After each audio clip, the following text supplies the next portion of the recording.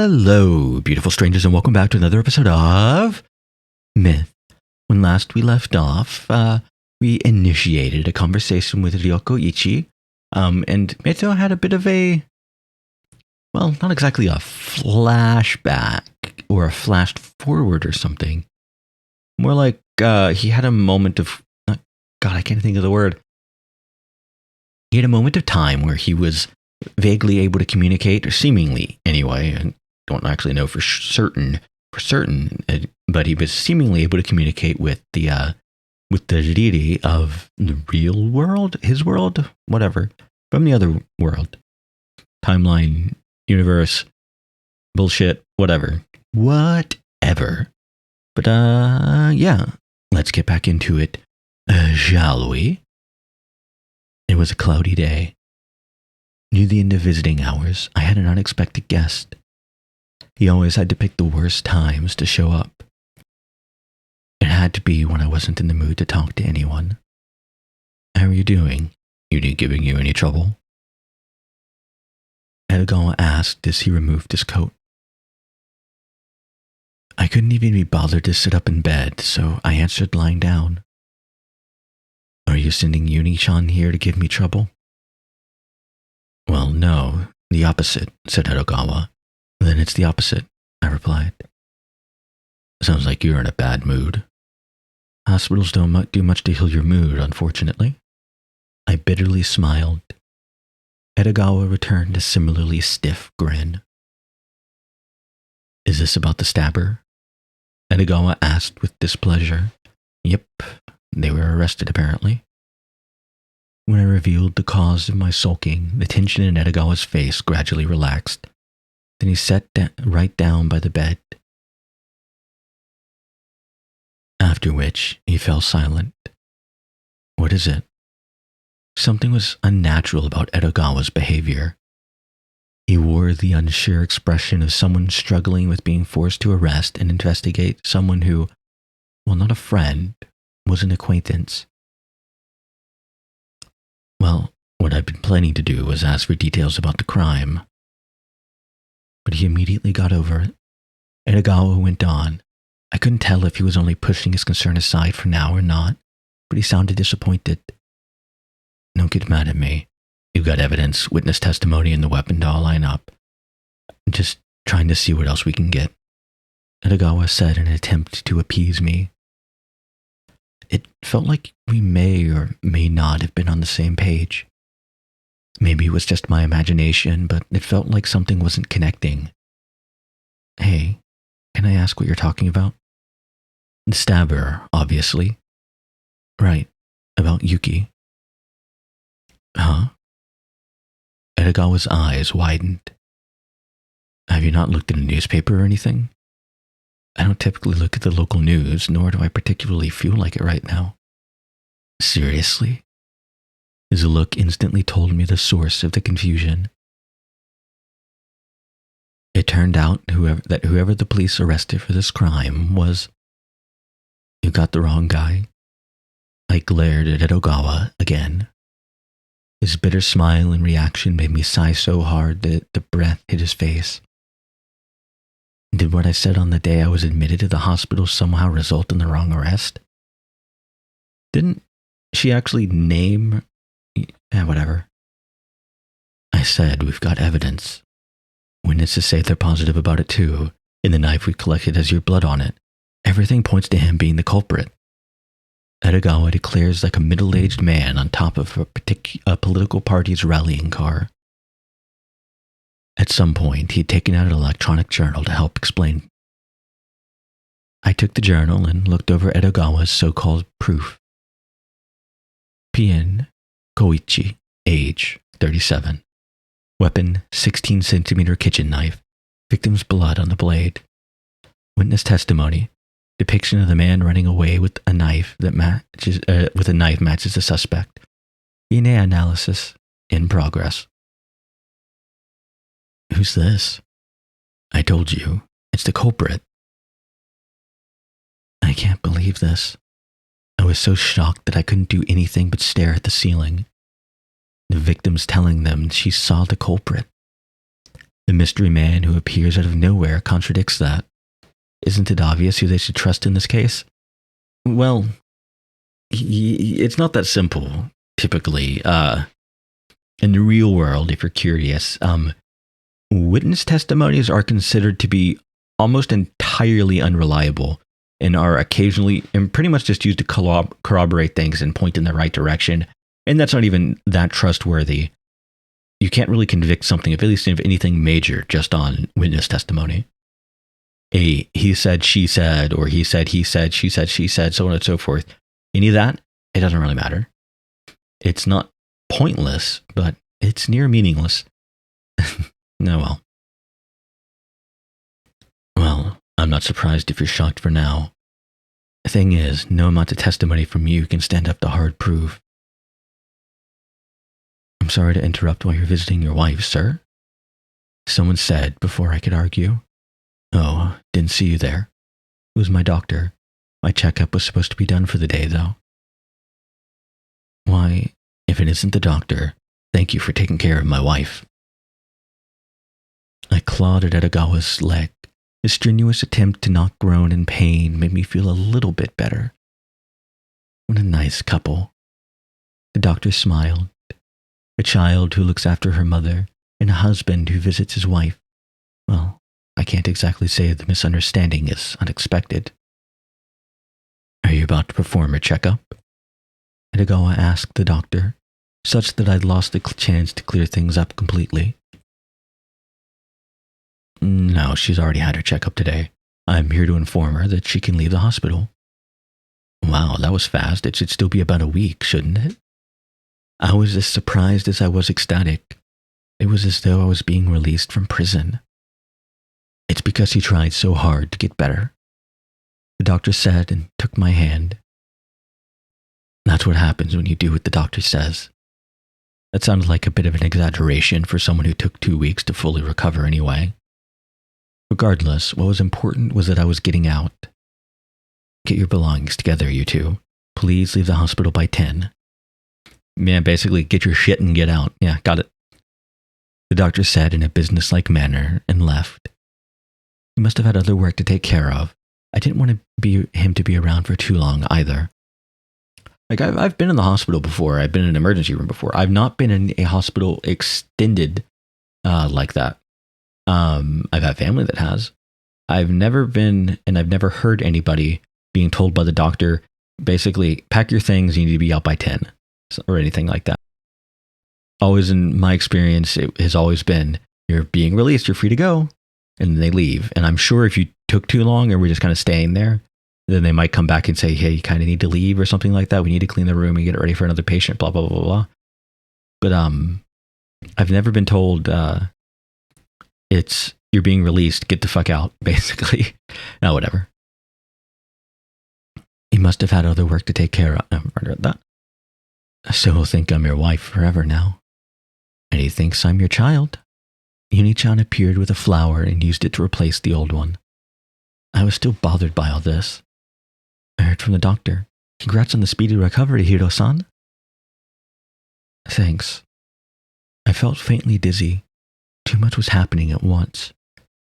Maybe it was the side effect of being trapped in such a boring place for so long. Anyway, I took what I valued most from the event that was inflicted on me. As I glared at Edogawa, he blankly glanced at the vase. I'm having you two take me down to the police department tomorrow. I'm sure the cops want to talk to me too. Edogawa gave me yet another bitter smile.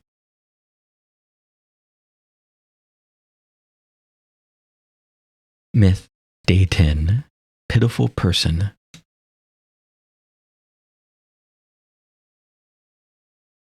Riri? What do you mean? What's Riri? I don't know, it's kind of a dumb name if you ask me, I'm kidding. Riri, that's your real name. I glanced at Odin. I couldn't pick up on her expression as she lay in her crib. Not that it mattered. You're likely ahead of me somehow. The look in her eyes suggested that she had no idea what I was talking about. That has to be expected, though. You escaped from myth in some way. And the reality that was waiting for you was Tokyo. Hang on. I knew that this didn't make sense. That I married you. That I was acting so differently. That my parents were different from the ones I saw on the gate. Meito-kun? And the answer is that this is a different world. Everything makes sense in that case. This isn't reality. It is, however, an extremely unrealistic depiction of reality. Or an extremely realistic depiction, not unrealistic. Saws. Meito-kun? I came back to my senses after she shouted my name. I calmed my nerves a bit before asking her another question. Ryoko-san, do you remember those mountains? The mountains that led you to the world of shadows. Does that remind you of anything? Mountains? Do you remember anything about that? She placed her hand on her chin and began to think. It made me think of the gentle character version of Riri-san. That can't be possible. I see. Okay, don't worry about it. Meito-kun, fairy tales like that are okay once in a while, but you're probably better off going home and studying for your exams. She seemed to be bewildered by what I said as she muttered that. I'm sorry, I just thought it might be of some use, but I guess not. This is supposed to help you with your studies? No, not that.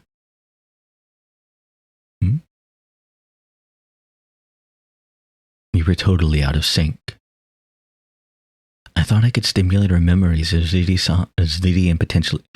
let's try that again.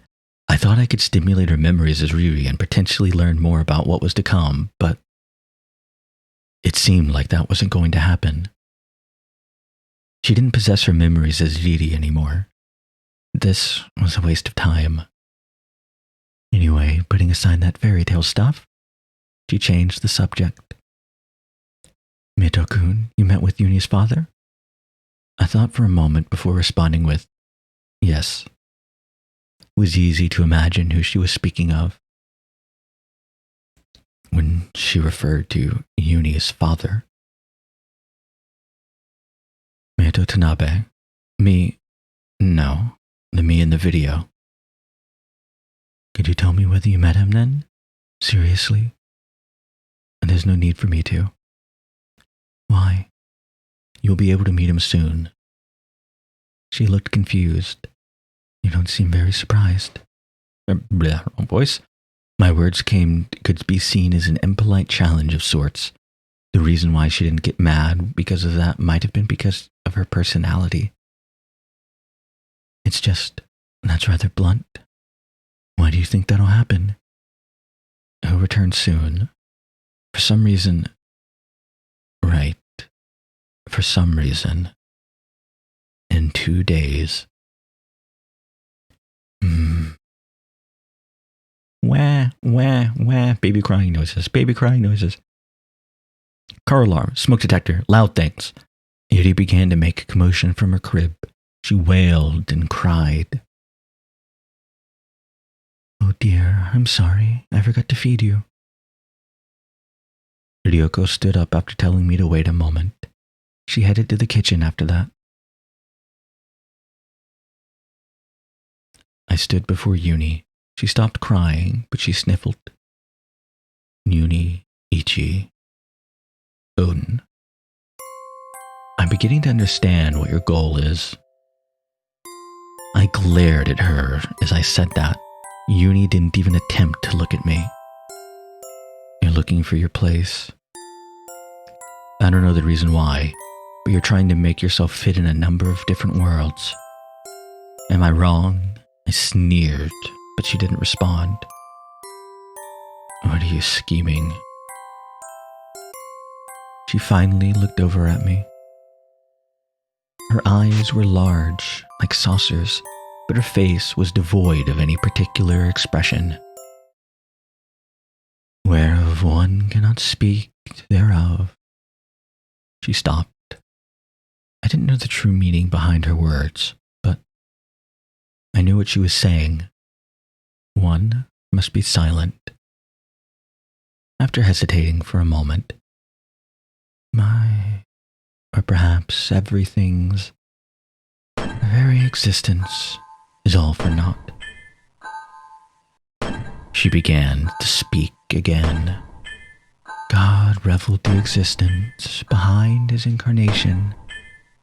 That's why myth at the center of it all began to change. Buried within the texts was a phenomenal truth, and that is beginning to sublimate. Is that the plan behind this second loop? That's right.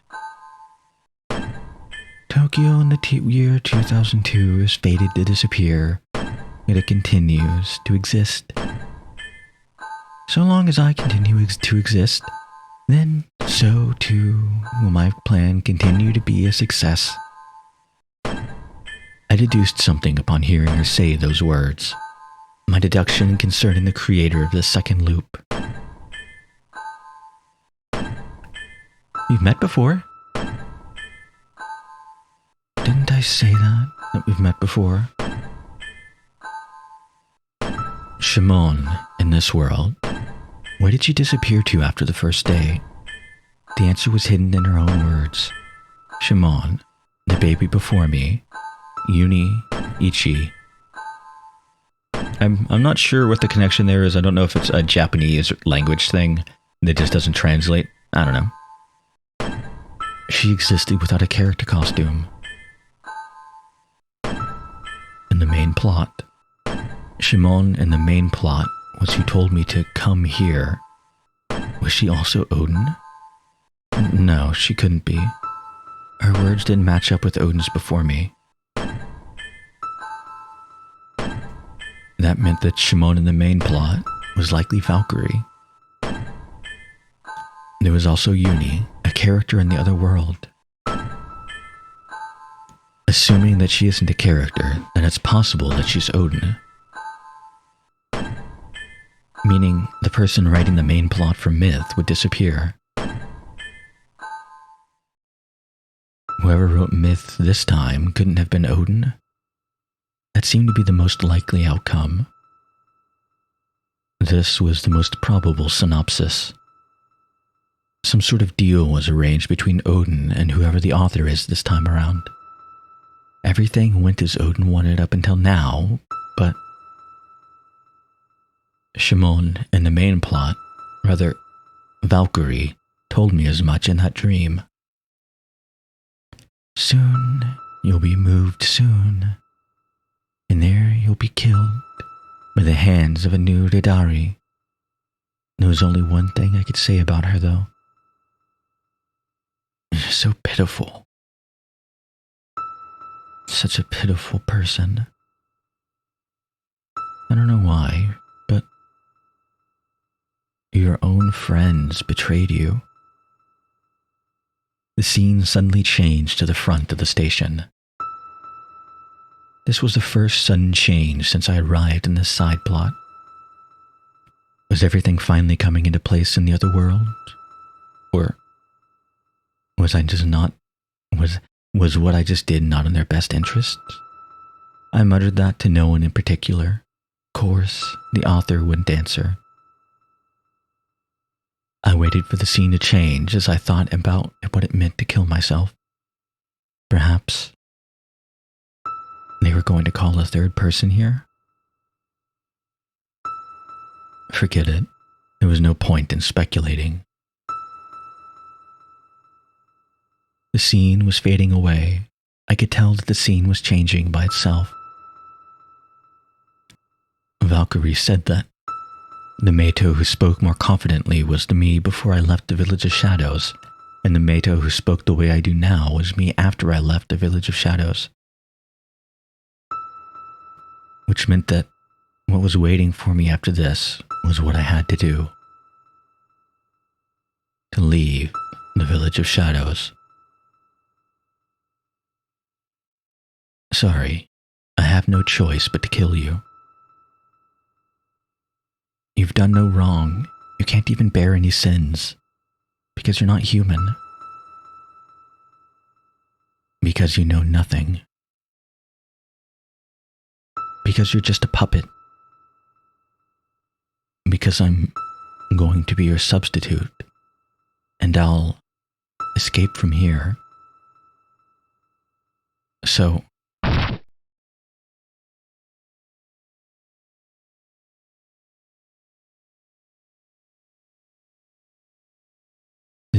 it's time? Riri-san's voice. It was the first time I had heard her speak in that tone in a while, but it was somehow different. A middle-aged lady stood before me. She looked an awful lot like Riri-san. I could guess who she was. Ryoko Ichi. I called out to her. It's been a while, Shadowless. Where's Meto Tanabe from the main plot? I certainly felt like I had stabbed someone, if only barely. There was no guarantee that was Meto, though. It's fine. Did I manage to do it? Where's Shimon? I didn't see her anywhere. Follow me. I'll take you to where they are. They? Shimon and someone else? You and Shimon? It seemed like I wasn't wrong. Ryoko ignored me, though, as she began to walk. Hey, listen to me.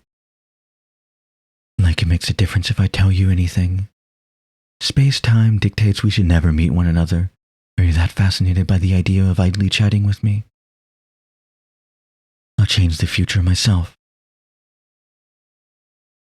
You told me that once? That was you then, and here I am now. Therefore, conversations aimed at the future are worthless. So long as you think that, it means we'll never interact. I'll tell you of tomorrow once you've given up on everything. So long as you hold ambitions of returning to reality, though.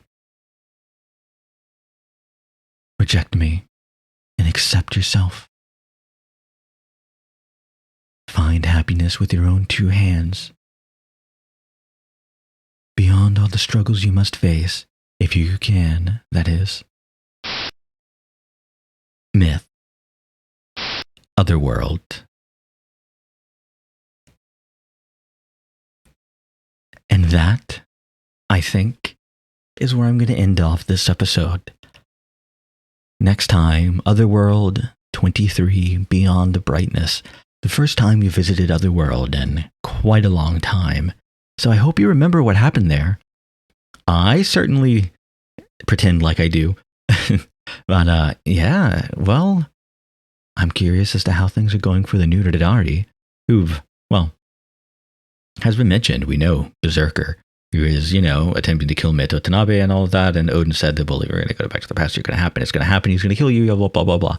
So is that going to happen? And what just is going on with Berserker anyway?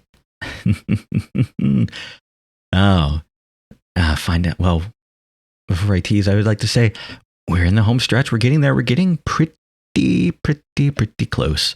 Not like super close. We still have another couple hours left, but another couple hours left as long as my memory is correct. It could be 20 minutes, not 20 minutes, but you know what I mean. But yeah, we're getting pretty close to the end. Closer to the end. Oh man. Well, I hope to see you all next time.